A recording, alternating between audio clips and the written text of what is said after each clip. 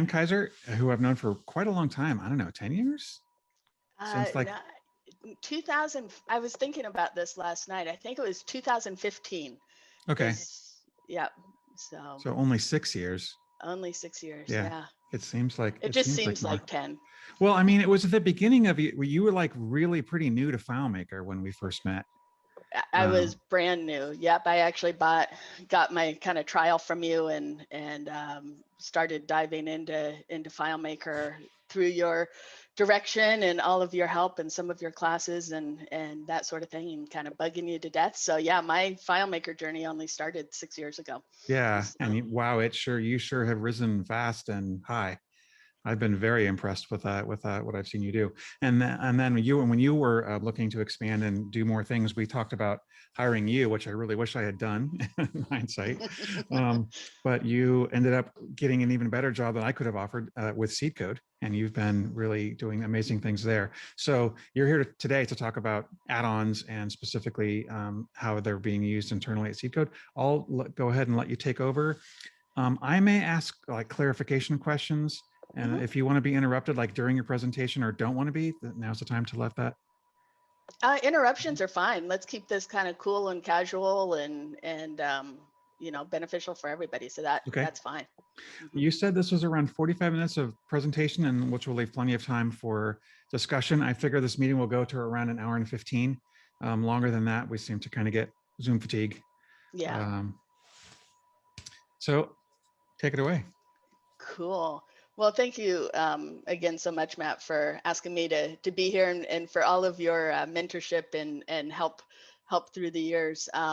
So I've been with SeedCode now for 3.5 years. And my role here is project management. So I manage kind of all of the custom projects that are coming in, as well as being also a developer, FileMaker developer. Working on those projects. So our kind of custom projects team is there's a team of 3 of us. So myself, Jason Young, and Becca Ingram Bryant, who is kind of a junior developer that's coming up with us as well. So that's kind of our little core team that I work with. So as I mentioned, I just started FileMaker 6 years ago. It's FileMaker 14 that I first started in. And so what I wanted to do today was just to kind of give you guys a bit of a peek into the DayBack calendar, and also talk about how we're using it here within SeedCode for kind of managing conflict, overscheduling issues, and also for planning out projects and using it within that capacity. So let me switch over to screen share here and select the right monitor. Just out of curiosity, have any of you guys really used DayBack? Have you implemented it into any files for yourselves or for customers? I see Alan. So a couple. I'm raising my hand, but my video's off. So. Right, okay. Yes, a few. Cool. Well, so, there's been a new version of DayBack, which came out corresponding with FileMaker 19. So it's kind of a new version of DayBack that really taps into some of the cool new JavaScript functionality that we got within FileMaker 19. And it works seamlessly both within FileMaker on mobile and also WebDirect, just out of the box, which is pretty cool. The previous version of DayBack, which many customers are still using, took quite a bit of manipulation to actually get it to work within DayBack or within WebDirect and customizations and whatnot. So we're going to be talking about DayBack for FileMaker 19 today, and just kind of going from there. So let me pull it up here and get rid of that. No, don't cancel. So this is, here, let me zoom in on this a little bit. So this is DayBack. This is just a stock trial if you were to download that, this is exactly the information that you would see. Let me turn off my video. Let's see if that helps with the connection a little bit. So this is exactly what you would see with the stock copy. And, everybody is familiar with calendars in one way or another, through whether it's on Apple, Google calendars and whatnot. Month view is a pretty common one. But we can see pretty quickly one of the first issues that arises is, here we are, let's look at March 27th here, and we've got like all these events showing up. And it pretty well tells me that that day is pretty busy, but I can't really see any issues. I can't see if there's any conflicting issues, if we're meeting our targets, what this really means for my time management is pretty obscure. Same thing with, week view. Oftentimes you see week view. Here we are in week view, and we've got all of these things kind of all piled up on the 27th, and I can see that a bunch of them are overlapping with each other in terms of the schedule for the day.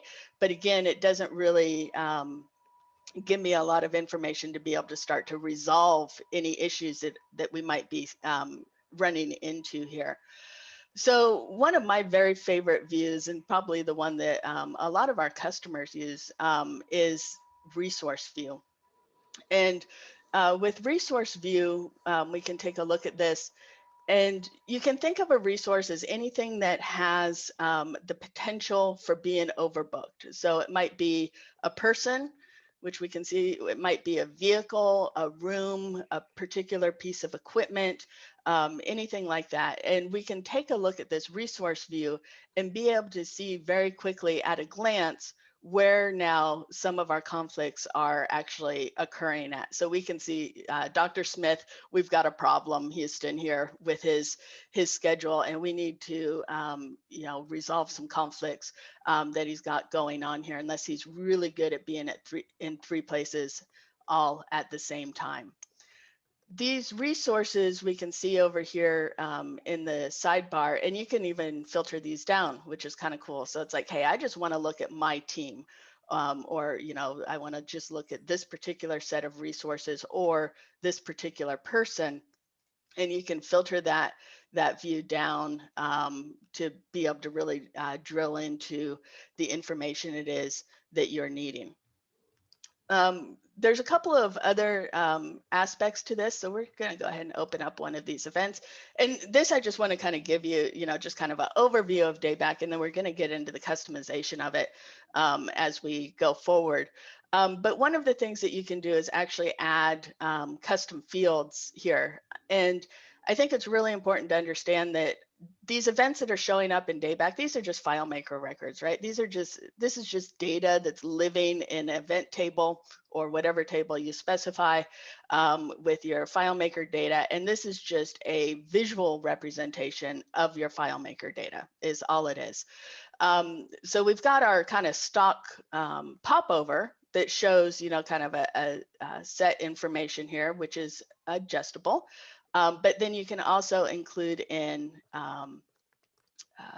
custom fields. So it's like, hey, at a glance, I just really quickly want to be able to see, this other subset of information without having to navigate over to that record or, kind of without moving off of this interface. So you've got kind of some options for that. The other thing that you'll see is that some of these events have icons on them. So there's really, you can really customize kind of, what this display is showing, but also incorporating icons. You can do all sorts of cool things with coloring and CSS to really make, kind of your important information pop out as you may need. So the icons is kind of a pretty cool aspect of this.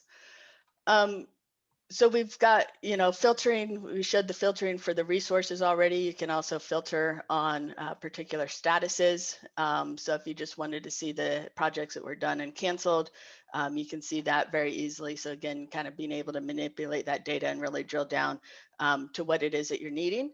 And you also have the ability, holding down Shift, to multi-select and move things around here. And again, because this is just your FileMaker data, it's automatically, updated that resource field, for instance, in the times within that FileMaker record there.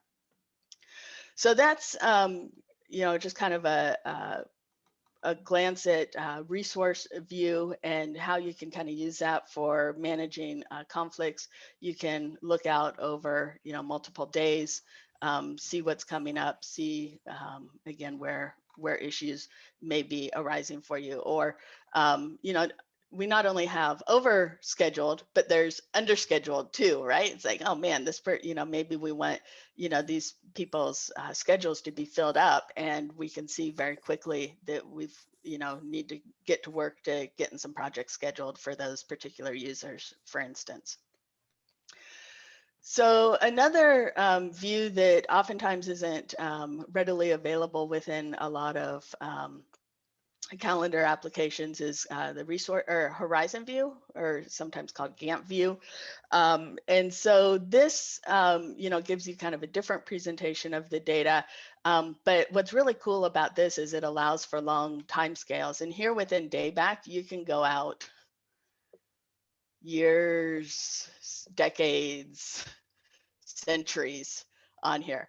Probably not real applicable for, kind of day-to-day management and stuff, but you may have seen some of the timelines we put together, regarding like the women's suffrage. And we had some like the history of voting rights and that sort of thing. And, oftentimes some of that, being able to see some of that historical data all within, one scope or one realm can be very, very useful. So here we've got, horizon view. It tells you from today how many days out until that item is due. Again, kind of letting us do some project planning and awareness of what's coming up and what's coming up. How big of a runway we've got on those things, because sometimes you don't start the project the day it's due. You actually start it before it is due. So that gives you kind of that runway example. One of my other really favorite aspects of this is the ability to do what we call analytics. And analytics is basically, let's take a look at the behind the scenes of this, or not behind the scenes, but the settings for this. So we can chart the value of a specific field. So one of our custom fields that we took a look at, or that we saw in that popover, was the invoice amount. So we can actually chart the values of that invoice amount. And that's what's showing here. So for each one of these events, it has an invoice amount. It's actually totaling those up and giving us a graphical representation of that data. And then we can also set a threshold, like what's our target? Either what's our minimum maybe that we're going after, or what's, what's our maximum, what's our capacity that we can actually meet. And I'll show you how we use this. As I mentioned here within SeedCode, I use this for my project planning all the time. A customer calls me and they say, I've got a 20-hour project. I can look at this using analytics and tell them exactly when I can schedule that work to be done. So here we are. We've got a threshold of $10,000 for our invoices. Not looking too bad. We're pretty close. We've got all these, we've got weekends, so we can go over here and let's turn off weekends. That's a little bit more reasonable for what our work schedule actually looks like. So, we're doing pretty good here. But one of the things that we need to consider is what are the status of all of these installations. And we can see we've got different statuses because they're kind of different colors here. And one of the things you can do is break out this by status. And all of a sudden we can see our analytics chart has now changed. Our ready green events actually were quite a bit lower underneath that threshold than we initially thought looking at it. We've actually got some more work to do here than, looking at that overall view. The blue is to be qualified. So we've got some projects that are, going to definitely help those numbers, but they still need to be qualified to bump that ready to go up over that threshold line. So being able to break out the data, you can also break it out by resource as well. So we can see kind of what work is scheduled for truck 1, what work is scheduled for truck 2, etc. So there's some really cool, kind of information that you can pull out of here without, creating a bunch of reports within FileMaker, without having, trying to create a bunch of FileMaker graphs and that sort of thing. That's all just right here, ready for you at the click of a button, to be able to really extract some really meaningful data out of here. One of the other things is, once you kind of get a view that you really like, so let's go back to this. Let's change a few. Actually, let's see here. What do we want to change on this? We want to just show the ready and to be qualified statuses. And we just want to show these for truck 1. This is a view that I'm looking at every day. I'm the manager of truck 1. I want to know exactly what the scenario is. You can go up and bookmark this view. So if you bookmark it, we'll just call this demo. We're going to save that date. We're going to create that and close it.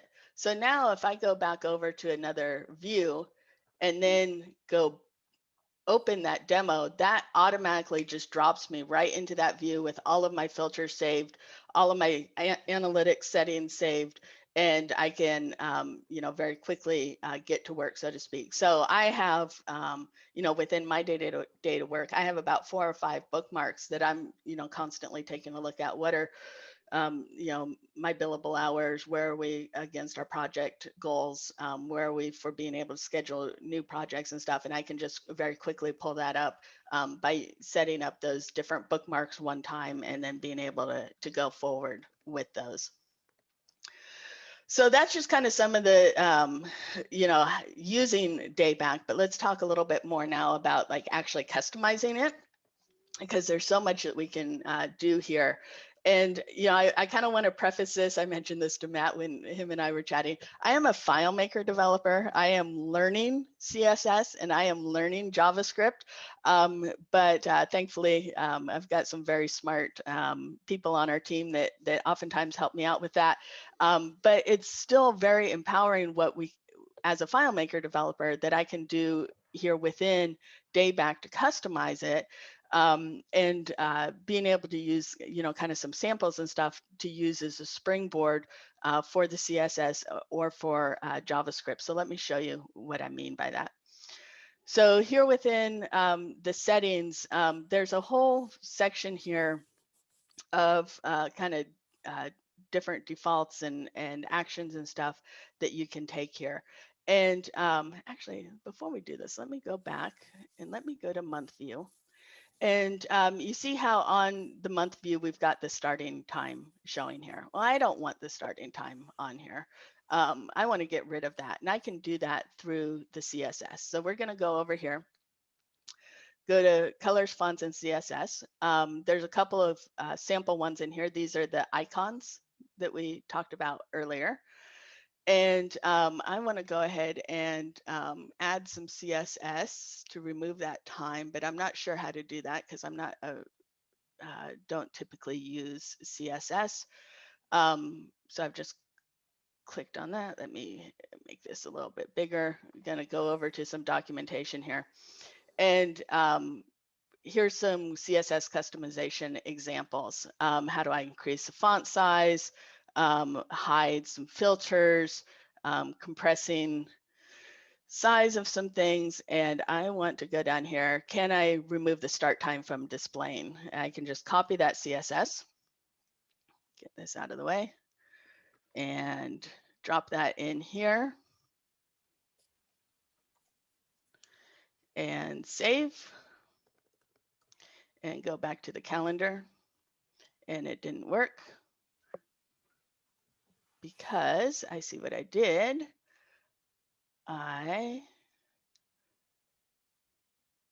FC event time. Oh, geez, wouldn't you know it, demos.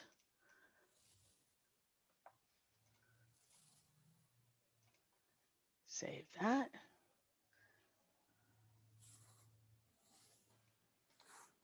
And I'm going to put this one in here too. Oh, you CSS guys didn't tell me that I'd nuked out the closing bracket on that, and that was why that was red. Now let's try it. Go back over here.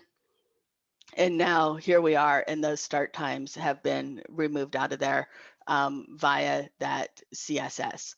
So that's an example of some customizations that you can do on here, which is pretty cool, and being able to dive in further.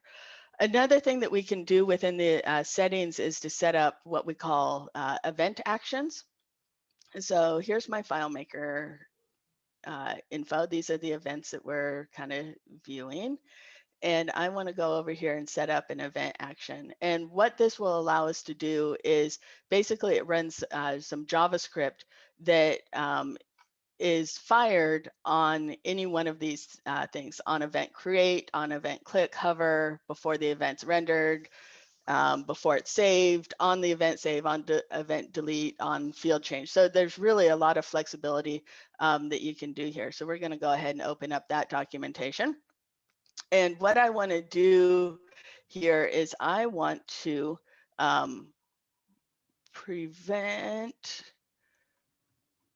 dragging from changing an event's time. So maybe, you know, I want someone to be able to maybe change the resource for an event, but I don't want them to change the time of that event because we've already promised to the customer what time a technician is going to be out at their location. So I'm going to go ahead and copy this.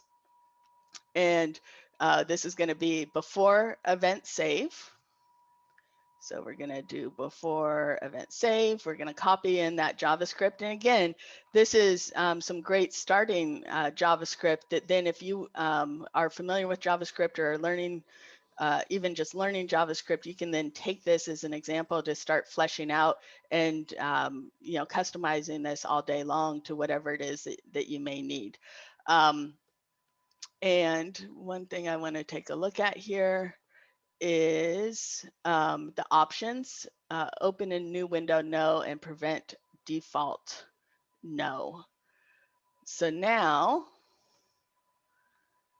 if we go ahead and go back over to the calendar, let's go back over to our resource view, because that's where we can kind of see times.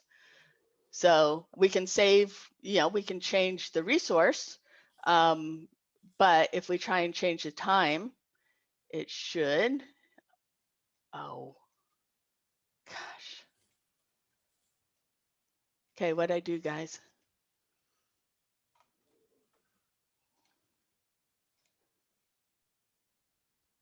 Did you click the save or create event? Yeah, let's take a look. The other thing is that I'm thinking is whether that was a to-do event, but it shouldn't be. So on event save before, oh, before event save, I did on event save. This is why it's always dangerous doing things live. So before event save, open a new window, no. Okay, now that should do it. See, I just want to show you how you can troubleshoot some of these things sometimes. So see, when I try and change that time there, now it's just snapping it back to where it was. It's not going to allow us to inadvertently change that time or to move it, but whoops, but we should still be able to, nope, it's not letting us do resource. So I guess it's got capturing for that as well.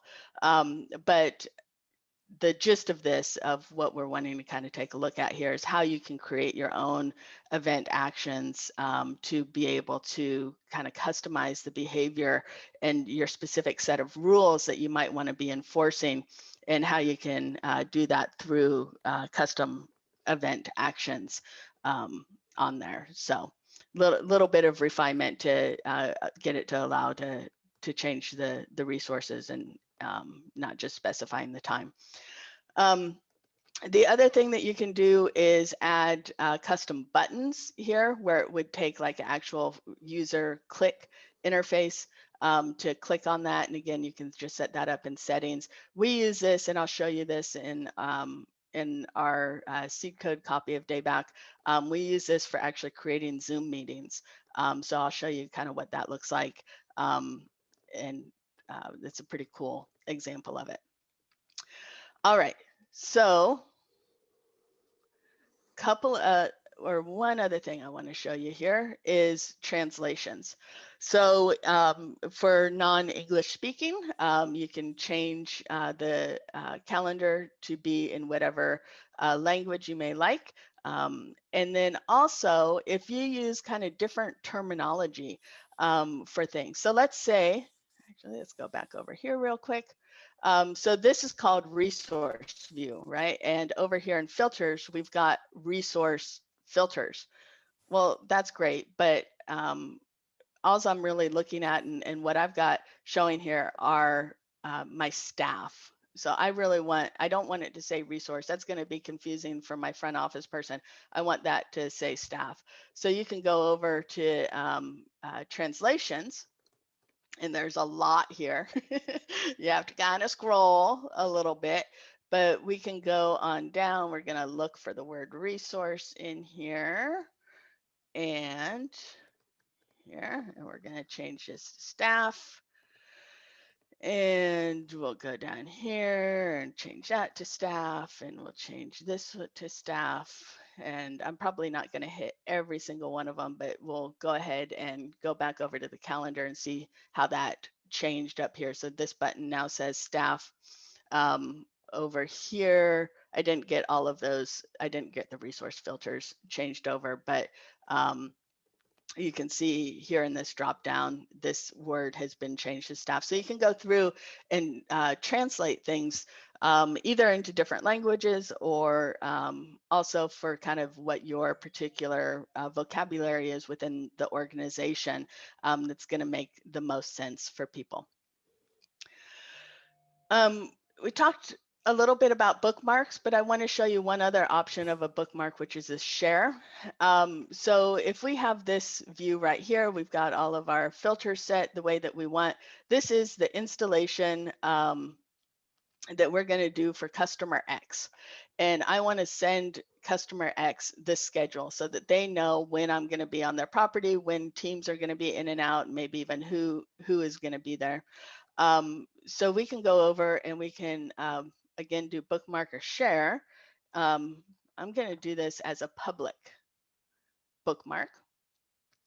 I can set whether it expires, I can set the time zone, and I can create that. And what this is going to do is create a URL that I can then send to anybody. I could, here, I will,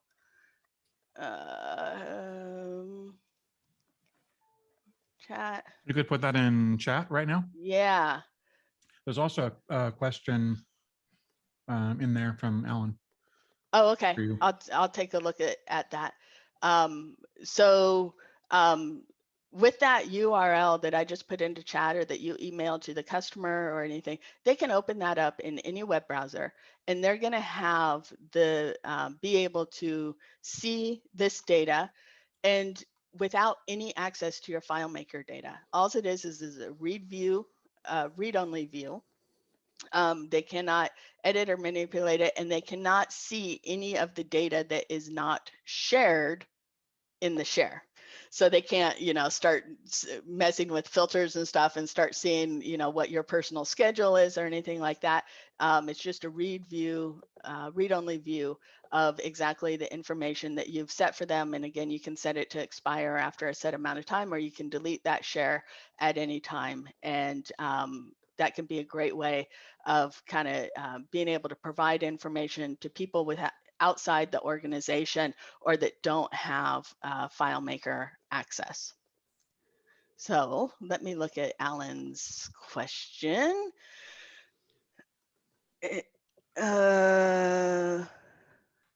Yeah, so how does it handle an interaction failure? So again, because we're just, basically when we're moving events and stuff, we're just editing FileMaker data.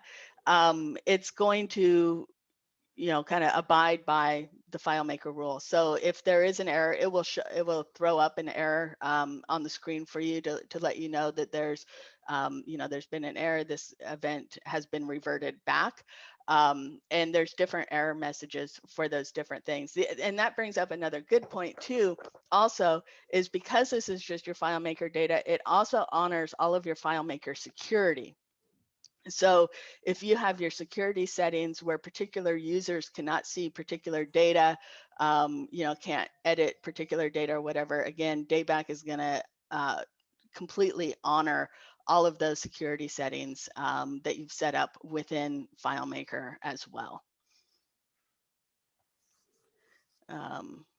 Yeah, so if it's being locked by another user and can't be edited, it's going to just revert that. It's going to look like you've moved it for a second, and then it's going to pop back up to where it was, and then show you that this record cannot be edited at this time. Cool. Any other questions on kind of customization or kind of interactions? I have a question about the link. About the link? Would, if I have DayBack running, I'm sorry I missed the first part of your presentation, but are the links hosted at dayback.com or would it be hosted on my FileMaker server? They're hosted through our server. Okay. Yeah. So is DayBack installed? Does it always just run as a service then that goes through dayback.com, or do I have a local installation? No, it's through like dayback.com. So it's like through a service. Okay. So what you're going to have on your computer is the FileMaker file that has DayBack installed within it, and then which you can either do locally or hosted. I'm actually local right now. This is not, this file that we're looking at right now is not hosted on a server. It's just local on my desktop. So it does work in either scenario. But yeah, kind of some of the info kind of gets passed through our server, which we don't save any data or anything like that. So the calendar data lives on your server? No, your calendar data lives within FileMaker. So let's take a look at this. Okay. This is the FileMaker file. We've got an events table here. And within that events table, we've just got, our standard fields, and we've got also some specific DayBack fields that are in here as well. But if we take a look at this let me pull up Layout Manager, and we'll kind of look at these side by side here. Oh, I hate that.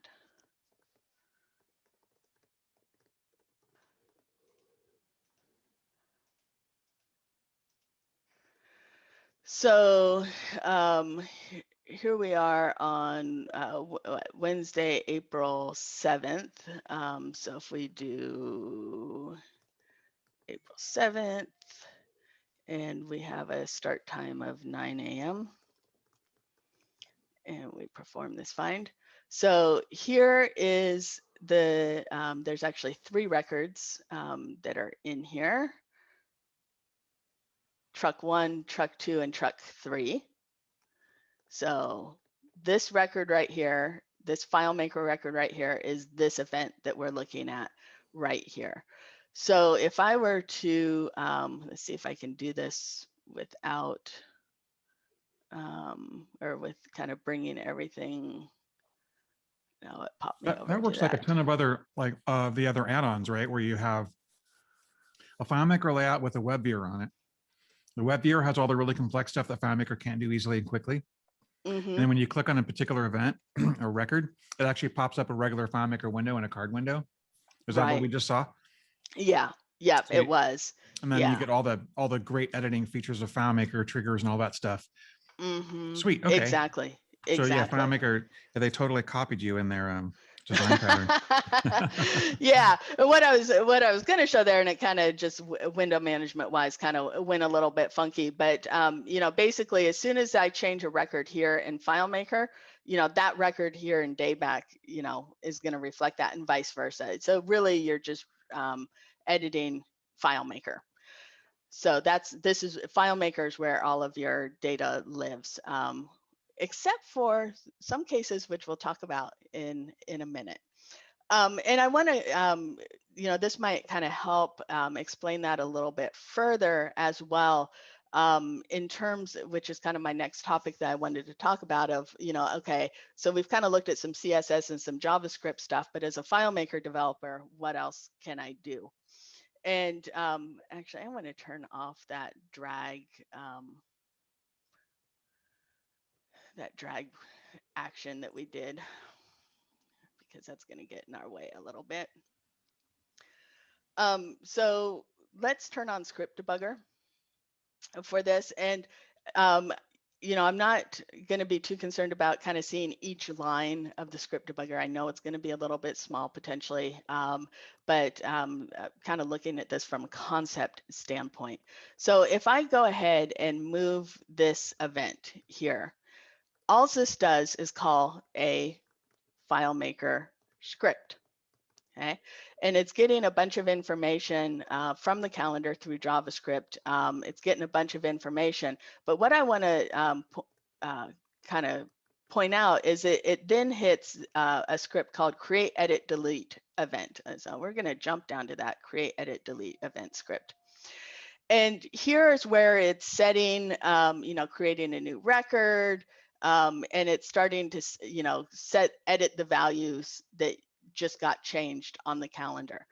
What's really cool about this is you can then hack into this script and put in any other, you know, functionality, any checks, any subscripts that you might want to happen, and really take control of what is happening when someone's interacting with the calendar.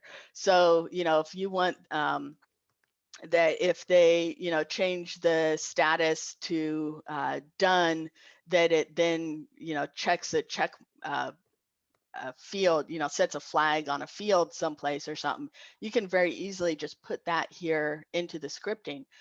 So even what we, that action that we looked at that didn't allow us to drag the event to a different time, if you didn't want to mess with the JavaScript and do it there, you could actually do it within this script using your FileMaker scripting skills, right? So, you know, if the time start changes, don't allow it, throw an error, revert the event, and so on. So you could, you know, really take a lot of control within the FileMaker scripting itself.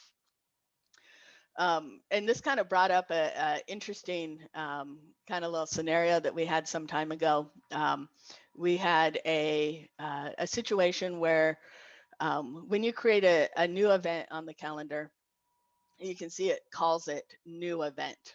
And someone asked, well, you know, how can I change that title? You know, I don't want it to be anything.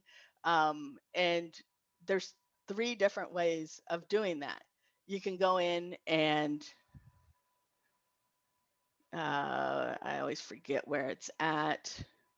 You can go into the settings.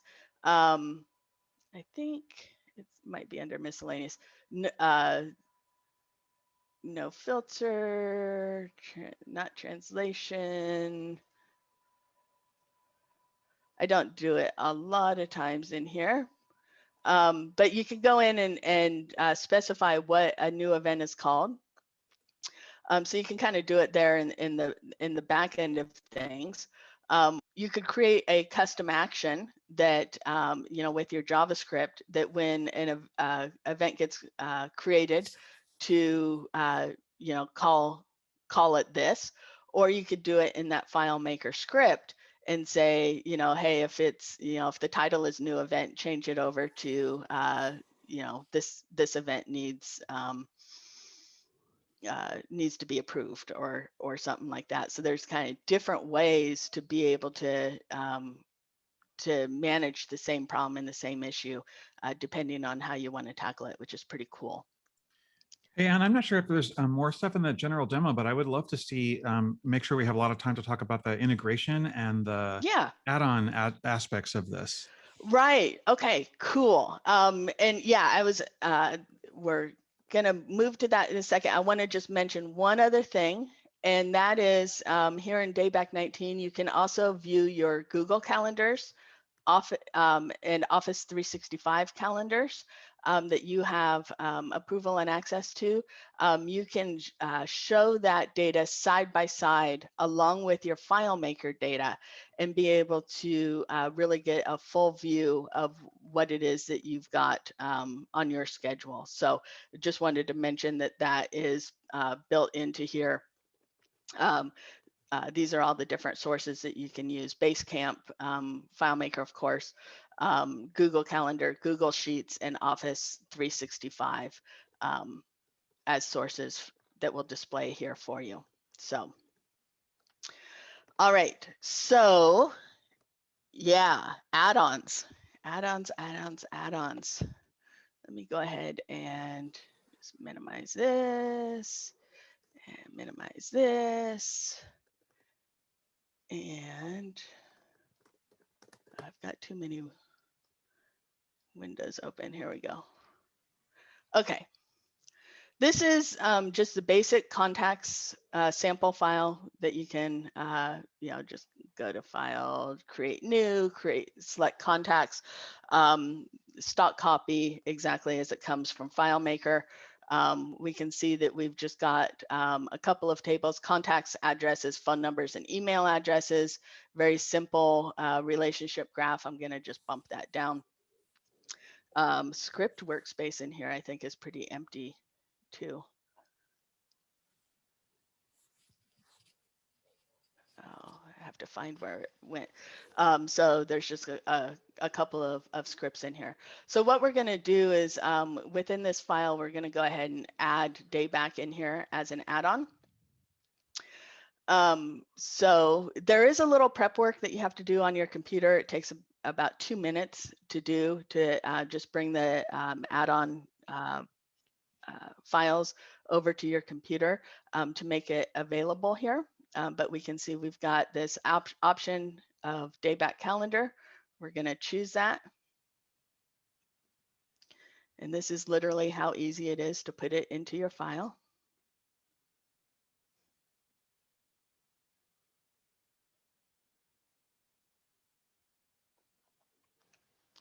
And now, if we exit here, we now have all of our associated layouts. Here's our calendar. If we go into all of the relationships have been added here. Again, this is kind of for all the sample data. Now you can start to hook it up to your files data. We've got a number of different tables that have been added in here. And it's also brought across the sample data as well, which you can clear out if you would like. But basically, you are ready to start integrating DayBack in here, and here's all the you know, all the scripts and everything have been brought across as well. So, you know, with the old DayBack, if you wanted to embed it into your live, or into your file, into your production file, it was quite arduous to bring across all of the layouts, all of the scripts, making sure you did it in the right order so that your script references didn't break and that sort of thing. And now it's, you know, just kind of a drag and drop with the add-on. And if you decide that you hate it, you can go in here and be able to actually remove it too, which I never do. You should actually, one caveat that you should definitely, people should know is If you added an add-on, this is not just yours, but any of them. Yeah. And then you start populating and you convert the sample databases and put your own data in it. And then you delete, even if you rename the tables and the fields and everything, Yeah. and then you delete the add-on later on, it's going to delete that data table with all the records. Right. Yes. So You want to be very, very careful. Some people recommend that if you use one of the built-in add-ons and actually put it into production, that you point it at your own data. That would be probably a lot of work with this. It might be possible to do, but and there's, you only get like the one warning in FileMaker. So yeah, it would be potentially catastrophic, but I think that's a pretty small risk, but it's definitely something that people bring up.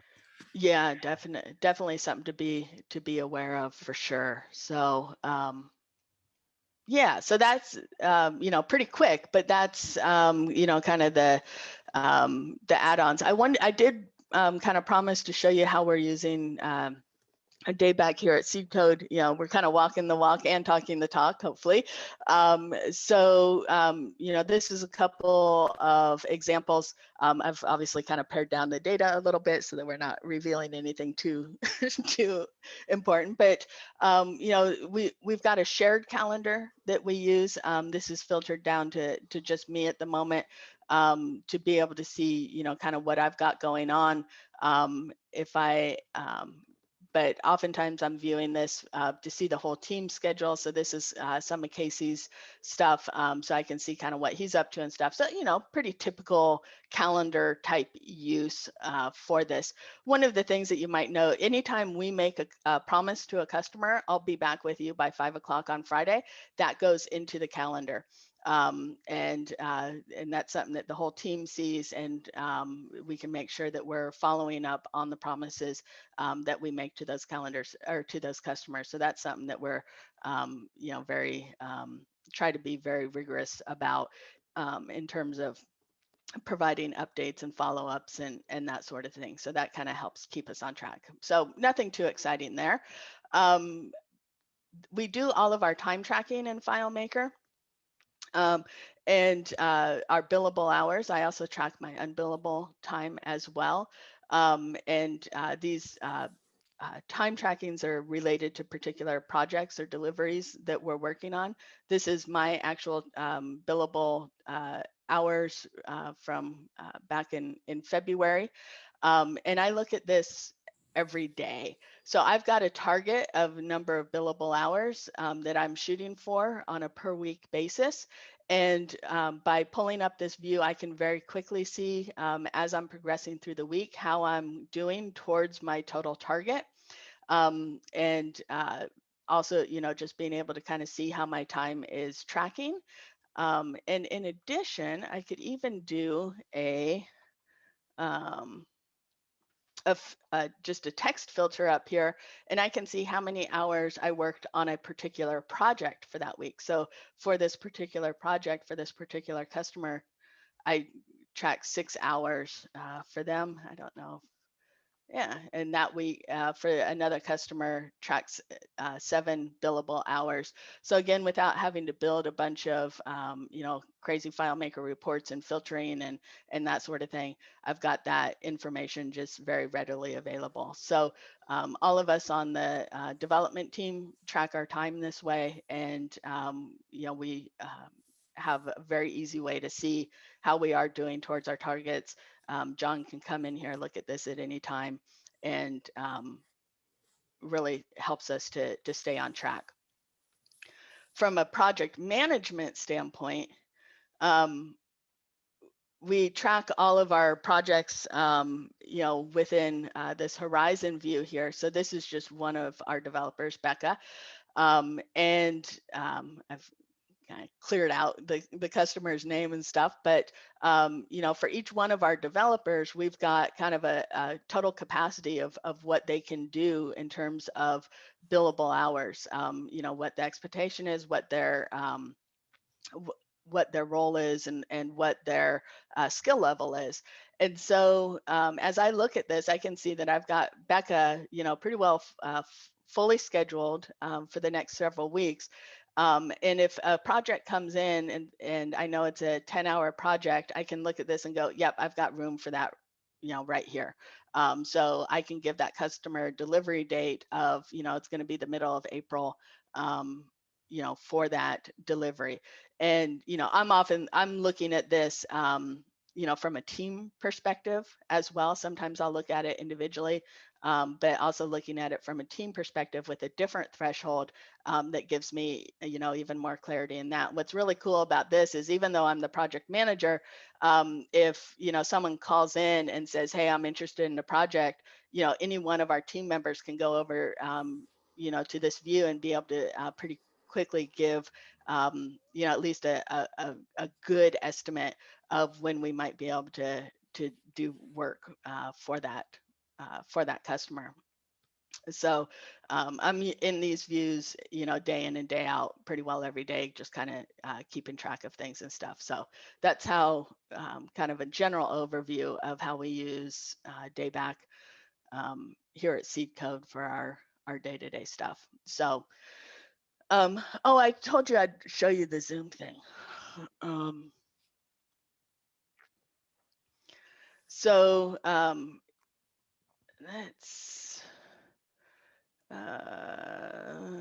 do it on this one. So on this calendar, and these are actually all Google events. Actually, these are not FileMaker events. These are all Google. But we've set up the custom buttons that we just kind of talked about a little bit to be able to create Zoom meetings. We can delete Zoom meetings, start them all just right from here, from the calendar. So if someone, calls and says, hey, I want to have a call, tomorrow, I can, drop that on there. This probably isn't going to work because it's in the past. But I can create a Zoom meeting using the Zoom API just right from here. Yeah, can't be scheduled in the past. But that I wanted to show you that kind of custom button because we didn't really do that in the demo file. So, any questions? I see Alan has a question. Yeah, just looking at that. One of my Yeah. clients using the older SeedCode calendar, the one with the FileMaker UI, has been using that same calendar for a long time, maybe 8 years, 9 years. Mm-hmm. And I think if you buy a bolt-on module that still maintains a lot of independence from your solution, it's a separate file. It's got its own kind of wrapper containing all of the table occurrences and scripts and so forth. And UI, you could unbolt it pretty easily if something happened in the FileMaker world that made it no longer functional. So when I hadn't really thought about this, and because the other add-ons I've looked at have been so simple and kind of small app-like, widget-like things. But this is really a huge piece of functionality that you could add to a system. And as in the case that you just illustrated, you would just add it into a system that it completely dwarfs, right? Right. Potentially, yeah. Yeah. So if something happens on down the road that makes it stop working, in a huge way, I know you can't anticipate that. Claris probably doesn't try to anticipate that for all cases, but for a major piece of functionality like DayBack, how would one get untangled from having installed it? And it now touches a lot of data, and data is stored in tables that it's tied to, and even tables that were created as part of the add-on, and now it doesn't work anymore. Like, do they give you any information about, as an add-on developer, how to? Not that I'm aware of. John may have had some John Sindelar, our CEO, may have had some conversations about that. Matt, have you heard anything from your experience? Not really. Yeah. One thing that I would say to that is, if that is a concern, and with the add-ons being so new and stuff, it's pretty cool, the add-on functionality. I would say that a lot of the integrations that we do for customers, we do it as a linked file. and keep the keep DayBack as a linked file. Keep all of the data in the main file, so that basically the DayBack file is strictly UI, that is almost as easy to set up, as long as some people have pretty strong preferences about embedding versus linking and hosting situations and kind of that sort of thing. But I really like to link the file personally. I actually haven't. I may have embedded one, may have done an add-on on one file so far, but so really like that gives you kind of the safety and security. Yeah, one whole extra file that has its own data tables and its own interface and everything. So then if you want to change to some other method, whatever, you can just stop using that one file. Yeah. So that that's you have dual security and all the other complexity with that. There is a dual security, and it's going to open up in its own window versus kind of a one window. If you prefer more of a one window system and stuff that you have to kind of take into consideration. But it's another option. If the add-ons is if you're like, I'm not too sure that I'm gonna want to stay with DayBack or go down this road, or what happens with FileMaker, linking is certainly a well-known and well-documented option. I'm curious to know more about like the things you guys learned turning an existing piece of FileMaker code into an add-on, because that's not a cut and dried thing. There are some things that don't work. Yeah. And, unfortunately, I'm not going to be able to speak a whole lot to that. John kind of handled the reins on that, on converting it to the add-on. I know that, he basically took Todd Geist's direction on that. So Geist has really documented quite well how to take something and turn it into an add-on, and kind of followed the directions, so to speak. Didn't really go outside the box on what Todd had documented on there. So it was a bit of a process, but not extremely painful. And we have updated the add-on, just kind of like in the very early days, right when 19 came out, and we're like, oh, we need to tweak this little thing or this little thing. So we've had a couple of versions of the add-on with minor modifications, and they were very quick and easy to get turned around and put back out there, and make available for everybody. So.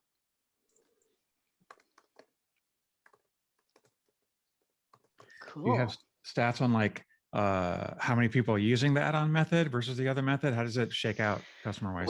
We don't really have stats on it because, the file is available as a free download with a 30-day free trial off of our website. And, a lot of people take it and run with it completely. And so we don't necessarily always hear how they've gone about integrating it. They may reach out to us for customization questions and that sort of thing.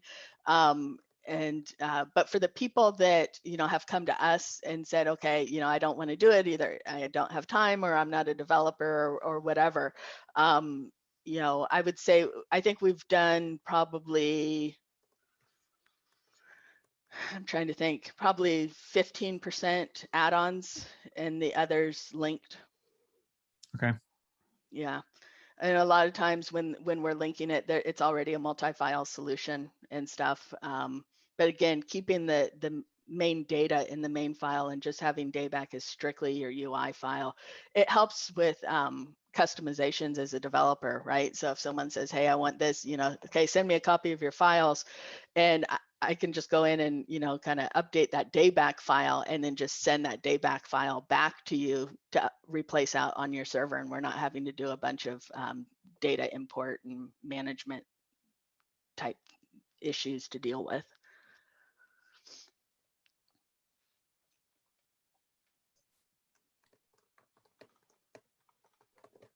No more questions in chat. That's definitely some cool stuff.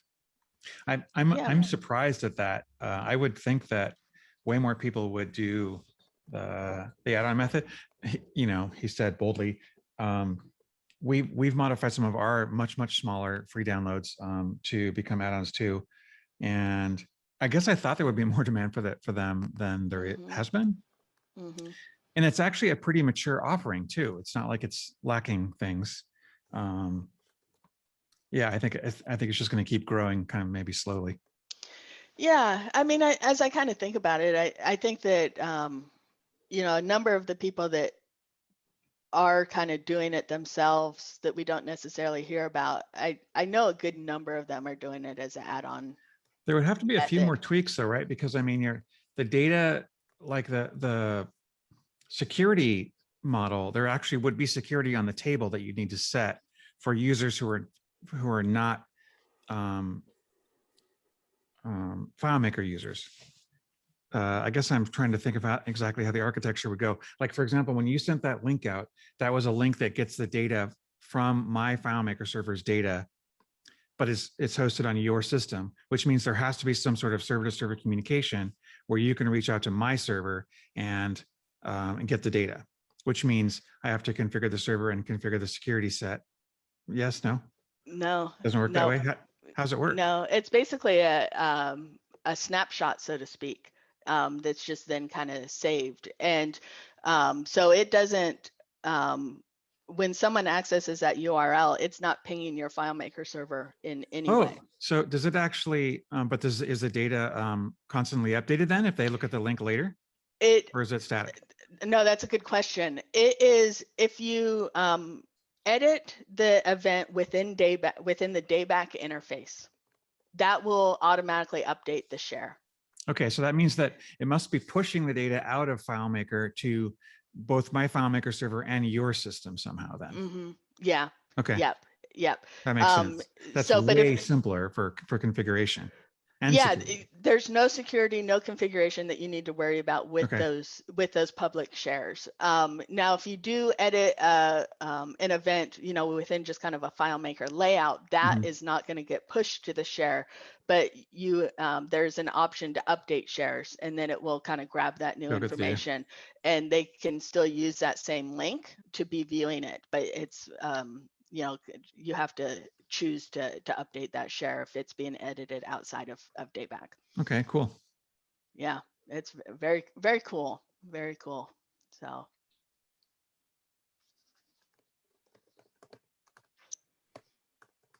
Everybody was very chatty at the beginning of the call, and it's like everyone's gone quiet now. I think we're hitting the Zoom. Yeah, there's that fatigue. We're coming up to 1 hour and 15. Yeah, Zoom fatigue is real. Like I was telling you, I do like some trainings. I think there's an upcoming training that maybe even 3 or 4 hours for. And that's just that's too long. I've been multitasking, which is why I'm quiet, but I really appreciate your demonstration, and it's super interesting to see what you all have come to. It's really become such a mature resource. It's just so massively more powerful than you could do by doing it with the design surface within FileMaker.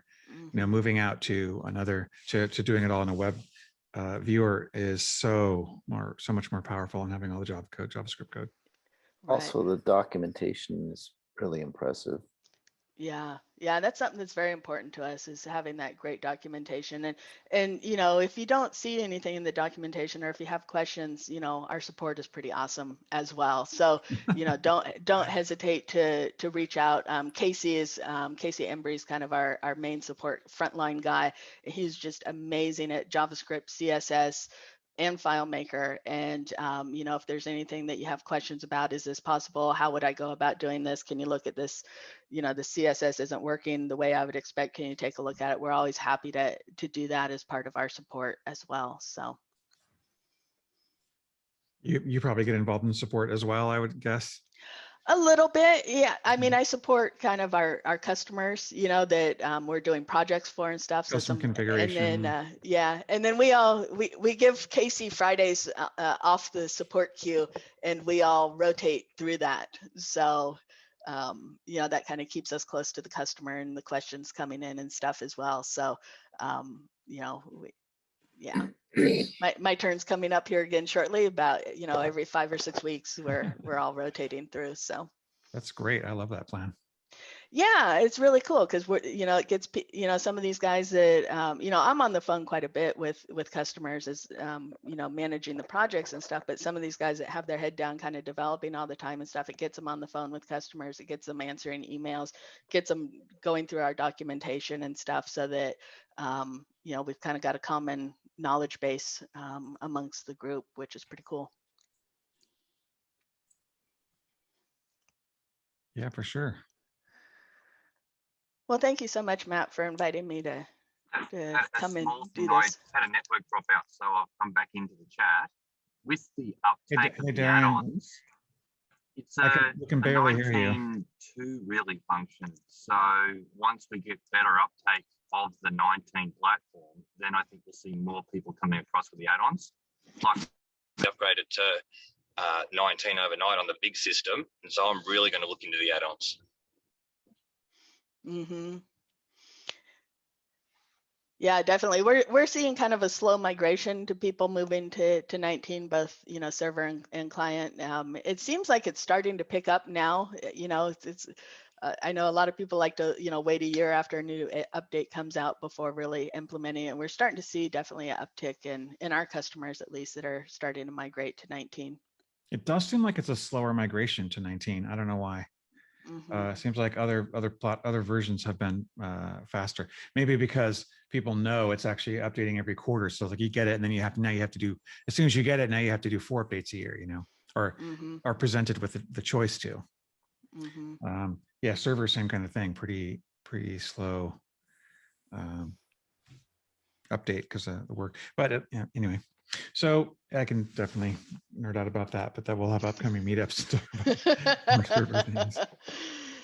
Yeah. So very cool. Well, it's good to see a lot of you guys again that I haven't seen in a while and stuff. I see Ken. Hey, Ken. Yeah, it's good to connect with everybody, and thanks for doing these virtually. Sure. I'm really glad you could make it. And I really love this, getting a super good, under the hood look at DayBack. There's a bunch of features that I didn't realize you guys had added that are pretty great. Yeah, we're innovating all of the time for sure. So I always want to kind of keep an eye out for it. And that's one thing too, with the older DayBack, with what we're calling kind of classic that you may have used. There was the update process where, when we came out with updates, you'd have to hit the update button, and then you'd sometimes have to apply script changes and that sort of thing. That's pretty well gone now with DayBack 19.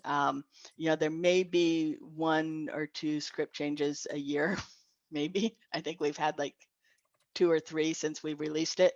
But the updates happen automatically. So that means you're automatically getting the bug fixes, at the moment they happen. You're automatically getting the new features as soon as they're released. And, we see customers on the old DayBack that are like a year and a half behind on their updates that simply aren't getting, the functionality and the bug fixes that they should be getting.